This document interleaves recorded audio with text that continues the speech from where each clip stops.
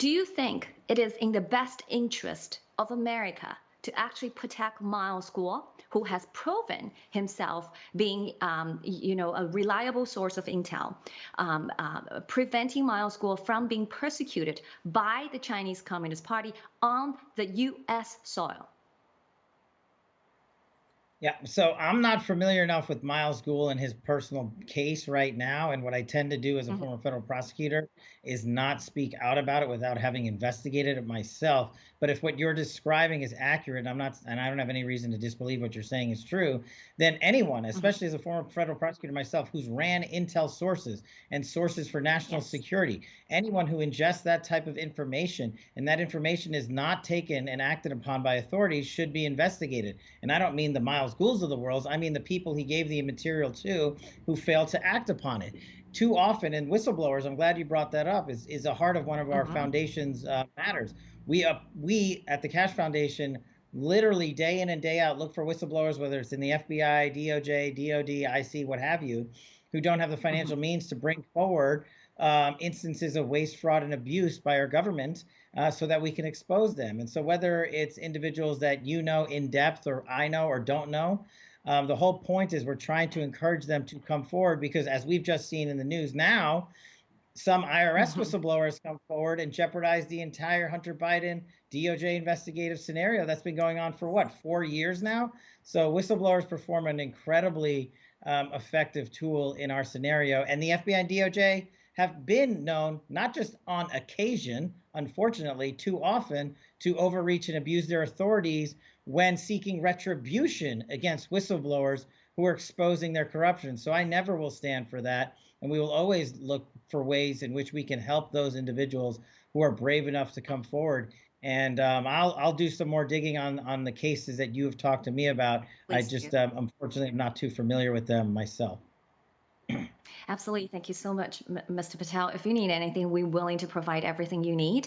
And this is actually promising because I don't know whether you're aware of that. There's a news yesterday. The House GOP, Jim Jordan, the subcommittee of weaponization, actually subpoenaed FBI HR official, executive director of the HR. So we're hoping people, we the people, can get down to the truth, to the bottom of it. So my next question, this is a question I wanted to see what you think. So if American justice system is hijacked or penetrated by the Chinese Communist Party, what does this mean for Americans, for your free speech, your free market? It might be the single worst thing in the sort of non-warfare space that a foreign adversary can do to you, because you have now interjected yourselves into everyday American life. And what the Mhm. CCP, unfortunately, is brilliant at is a long-term plan, because they don't have a playbook of rules and they don't have a playbook of ethics. That's right. So whether they collect your data tomorrow to use it in 10 years, it's irrelevant to them as long as they get your data.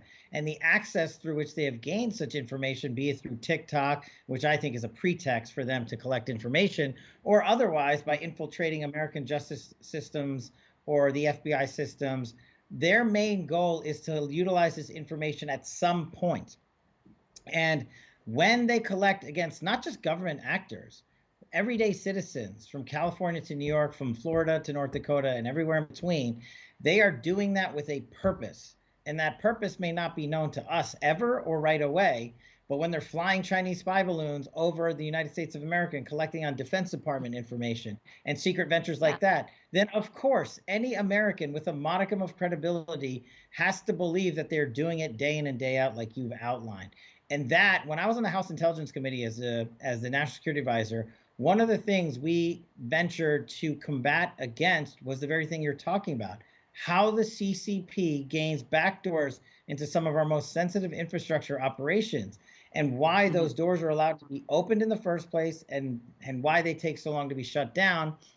And more importantly, what do we need to do to harden our infrastructure so that it never happens again? Because we cannot permit the party of Xi Jinping and the Chinese Communist Party to take over American information, because they will use that not just against Americans. They'll use that against us in the Ukraine. Mhm. They'll use that against us in Taiwan and the South China Sea. Yes. And on the matters that we are championing, we Americans, to defeat the CCP's modern day enslavement, of the 3 forms of genocide that are happening in mainland China. They have made a propaganda machine out of things like that because they say, oh, there's no such thing going on over there, when anyone who knows anything about China and the CCP knows that's exactly what's happening. And we're now only breaking through to telling the rest of the world that that's an actual occurrence and not a fiction. So it's critical to everyday thinking, and we must find a way to stop it.